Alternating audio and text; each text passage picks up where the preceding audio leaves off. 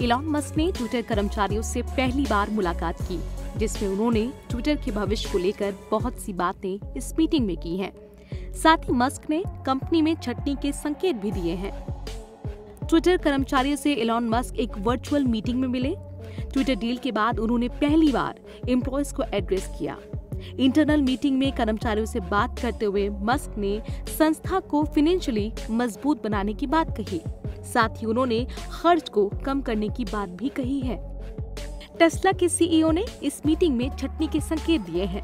इसका मतलब ये हुआ कि अगर ट्विटर डील फाइनल होती है तो कंपनी में छटनी देखने को मिल सकती है। दरअसल ट्विटर के साथ इलॉन की ये डील अभी पूरी नहीं हुई है। मीटिंग में ट्विटर के कलेवर और उसे कैसे और इंटरेस्टिंग बनाया जाए, इस पर भी बात हुई। इलॉन चाहते हैं कि ट्विटर को 1 अरब यूजर्स के बेंचमार्क तक पहुंचाया जाए। इसको लेकर इलॉन मस्क ने यूजर बेस और एंगेजमेंट को बढ़ाने के लिए अपना प्लान भी मीटिंग में सामने रखा है। उन्होंने कहा कि ट्विटर को काफी हद तक टिकटॉक और वीचैट की तरह होना पड़ेगा। मीटिंग में संकेत मिले हैं कि आने वाले टाइम में ट्विटर को इंटरेस्टिंग बनाने के लिए टिकटॉक की तरह इस्तेमाल किया जा सकता है। ट्विटर सीईओ के सवाल पर इलॉन ने अपने पत्ते नहीं खोले हैं, यानी सीईओ को लेकर सस्पेंस अभी भी बरकरार है।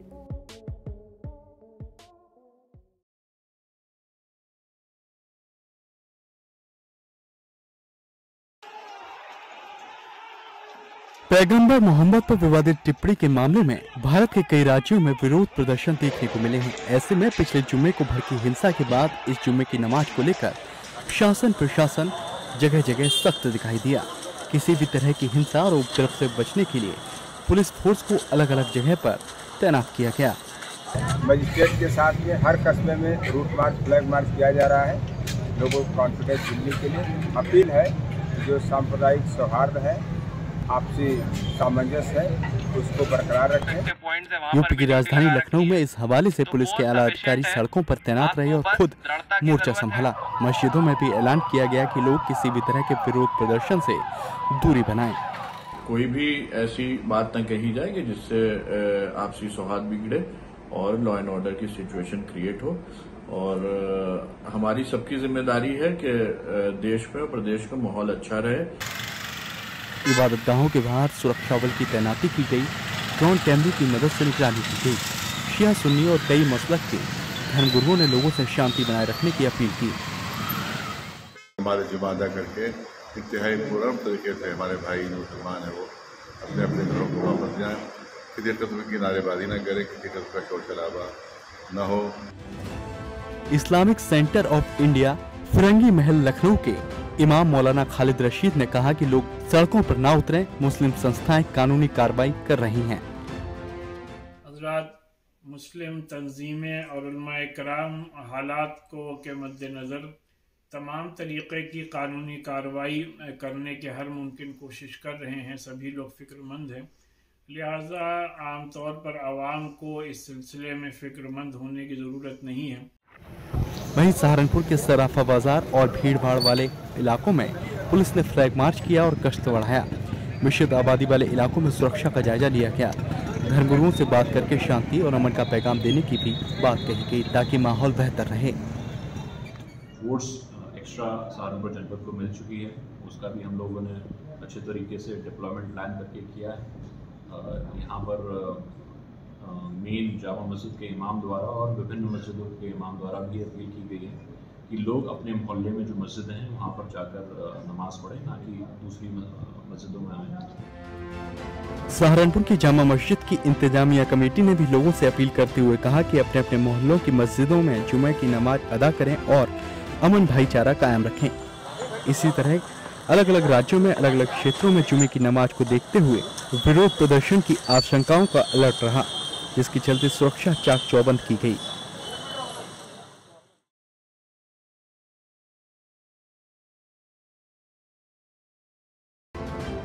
अमेरिका ने औपचारिक रूप से भारत में पैगंबर मोहम्मद के खिलाफ की गई विवादित टिप्पणियों की आलोचना की। अमेरिकी विदेश मंत्रालय के प्रवक्ता नेड प्राइस ने कहा कि 2 बीजेपी नेताओं की टिप्पणियां निंदनीय हैं। उन्होंने कहा कि हम 2 बीजेपी नेताओं द्वारा की गई आपत्तिजनक टिप्पणियों की निंदा करते हैं। हमें इस बात की खुशी है कि पार्टी ने सार्वजनिक तौर से इन टिप्पणियों की निंदा की है। हम धर्म या आस्था की स्वतंत्रता समेत मानवाधिकार से जुड़ी चिंताओं को लेकर उच्च स्तर पर भारत सरकार के साथ नियमित संवाद करते रहेंगे। इससे पहले बांग्लादेश ने भी पैगंबर मोहम्मद पर की गई विवादित टिप्पणी की निंदा की थी और कहा था कि हम पैगंबर के सम्मान से समझौता नहीं कर रहे। जहां भी कुछ पैगंबर के खिलाफ होता है हम इसकी निंदा करते हैं, लेकिन हम भारत सरकार को साथ ही उन लोगों के खिलाफ कानूनी कार्रवाई करने के लिए बधाई देते हैं जिन्होंने पैगंबर मोहम्मद के खिलाफ कुछ कहा है। दरअसल पिछले महीने बीजेपी की प्रवक्ता के तौर पर नुपुर शर्मा ने एक टीवी डिबेट शो में हिस्सा लेते हुए पैगंबर मोहम्मद पर कथित विवादित टिप्पणी की थी और उसके बाद दिल्ली बीजेपी के मीडिया सेल के प्रमुख रहे नवीन कुमार जिंदल ने भी कथित विवादित बयान दिया था, जिसके बाद मामला तूल पकड़ा और खाड़ी देशों ने इस पर कड़ा ऐतराज जताया, जिसके चलते बीजेपी ने दोनों ही नेताओं को पार्टी से निष्कासित कर दिया।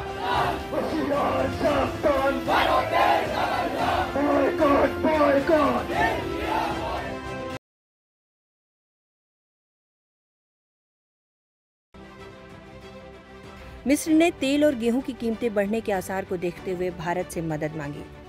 रूस यूक्रेन युद्ध के बीच दुनिया भर में छाए तेल और गेहूं के संकट के बीच मिस्र के लोगों को महंगाई की मार झेलनी पड़ सकती है।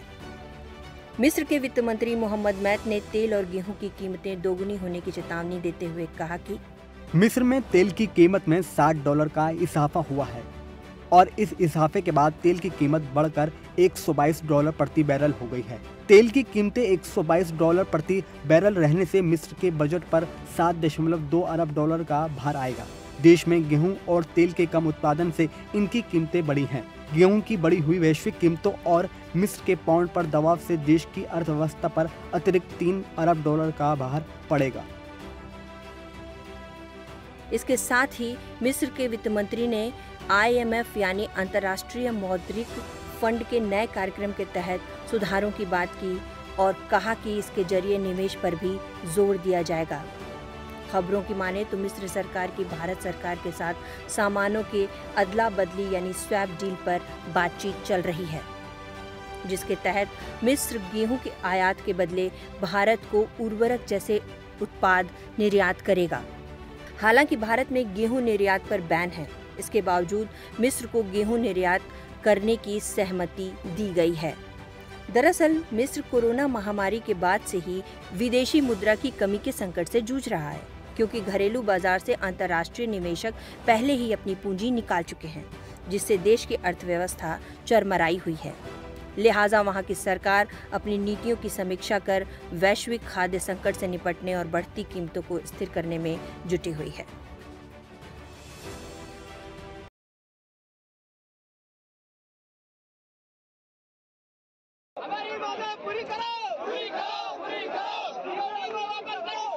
भारत सरकार की ओर से अग्निपथ योजना की घोषणा के बाद देश भर में उग्र विरोध की आग जल उठी।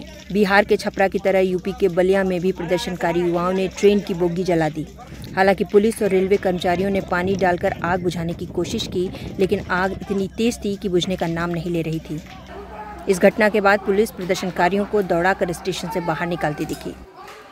सुबह से रेलवे स्टेशन पे फोर्स तैनात है और यहाँ पे कुछ उपद्रवी लड़के आए थे, परंतु उनको जो है बहुत ज़्यादा डैमेज करने से रोक लिया गया है। उनके द्वारा पत्थरबाजी का प्रयास किया गया, परंतु उनके प्रयासों को विफल करके अभी हम लोगों ने थोड़ा एक जगह रेलवे स्टेशन पे थोड़ी बहुत टूट-फूट हुई है। इस उग्र प्रदर्शन के बीच पुलिस धरपकड़ करती भी दिखी, लेकिन हिरासत में कोई नहीं लिया गया। अभी तक कोई गिरफ्तारी नहीं हुई है। अभी वीडियोग्राफी करवाई जा रही है, वीडियोग्राफी के बेसिस पर आइडेंटिफाई करवाया जाएगा। वहीं यूपी के वाराणसी में भी प्रदर्शनकारियों ने बसों में तोड़फोड़ और दुकानों पर जमकर पत्थरबाजी की। गश्त लगाती और हालात पर काबू करने की मशक्कत के बीच पुलिस ने युवाओं को जागरूक भी किया। करीब 97% जो रिक्रूटमेंट होना है आर्मी का, जैसा कि मुझे ब्रीफ दिया गया है, वो रेगुलर तरीके से ही होगा। मात्र 3% रिक्रूटमेंट एक लिमिटेड टाइम के लिए एक नई स्कीम के तहत होना है। मध्य प्रदेश के इंदौर में छात्र अचानक रेल की पटरी पर पहुंचे और जमकर प्रदर्शन करने लगे। इस बीच वहां मौजूद पुलिस ने उन्हें समझाया, लेकिन जब स्थिति नहीं संभली तो आंसू गैस के गोले भी छोड़े गए। छात्रों को बताया गया कि आप अनावश्यक रेलवे पटरी पर किसी भी तरीके से प्रदर्शन न करें। प्रदर्शन करेंगे तो ये अपराध है, एक रेलवे एक्ट के तहत वायलेशन कर रहे हैं। फिर भी उनके द्वारा नहीं माना गया और समझाइश देने के बावजूद भी तो फिर उनको हटा दिया गया, जिस पर वो पत्थरबाजी करने लगे। पुलिस ने भी उनको खदेड़ दिया। उत्तराखंड के हल्द्वानी में सरकार से नाराज युवकों का गुस्सा सड़कों पर साफ नजर आया। सैकड़ों की संख्या में प्रदर्शनकारी युवकों ने सरकार के खिलाफ जमकर नारेबाजी की। हालांकि हालात बेकाबू होने से रोकने के लिए बड़ी संख्या में पुलिस बल तैनात रहा।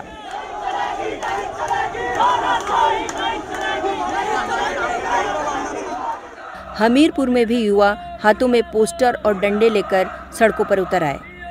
इस दौरान वो लगातार सरकार के खिलाफ नारेबाजी करते रहे। ऐसी ही तस्वीर ऊधम सिंह नगर से भी सामने आई, जहां युवाओं के जुलूस की वजह से यातायात प्रभावित रहा। जितना भी युवा पीढ़ी दिख रहे हैं, सबके सर बहुत ज्यादा पीड़ित है। ये सब आज के सरकार जो हमारा ये टीओडी लागू हुआ है सर, उसके स्वरूप हो रहा है। ये सारी चीजें सारी घटना उसके अधीन जो ये लागू किया ना टीओडी, उसके लिए हो रहा है। प्रदर्शनकारियों ने सिर्फ यातायात को ही प्रभावित नहीं किया, बल्कि सार्वजनिक संपत्ति और रेलवे को भी नुकसान पहुंचाया। इतना ही नहीं, जगह जगह प्रदर्शनों की वजह से 34 से अधिक ट्रेनें कैंसिल कर दी गईं, जबकि 8 आंशिक रूप से कैंसिल कर दी गईं। जानकारी के मुताबिक 72 ट्रेनें अपने नियत समय से देरी से चल रही हैं। अकेले मध्य पूर्व रेलवे जोन में ही 22 ट्रेनें रद्द करनी पड़ी।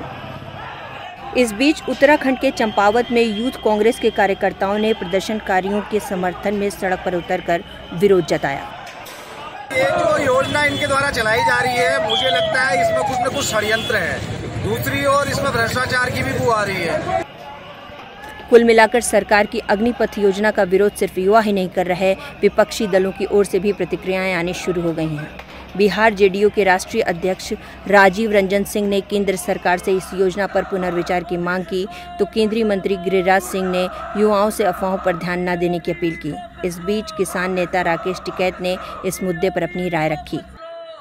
हमें ये है कि वे बच्चे कहाँ जाएंगे भाई? 15 साल में आप उनको नौकरी दे रहे थे, उनको पेंशन दे रहे थे। 15 साल में चलो एक आदमी काम कर रहा था, 15-21 साल में अपना, बाद में फिर कोई काम कर रहा था, लेकिन 4 साल में क्या करेगा? बीजेपी नेता वरुण गांधी ने भी ट्वीट कर सरकार से युवाओं को असमंजस से निकालने और भ्रम की स्थिति दूर करने की अपील की थी। वहीं सरकार ने अग्निपथ स्कीम से सेना पर नकारात्मक असर पड़ने का संदेह निराधार बताया।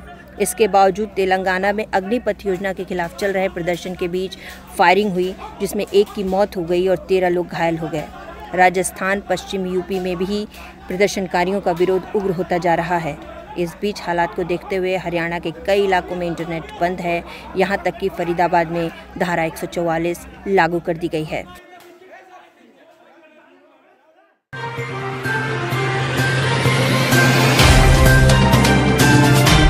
Subscribe now and press the bell icon. Never miss an update.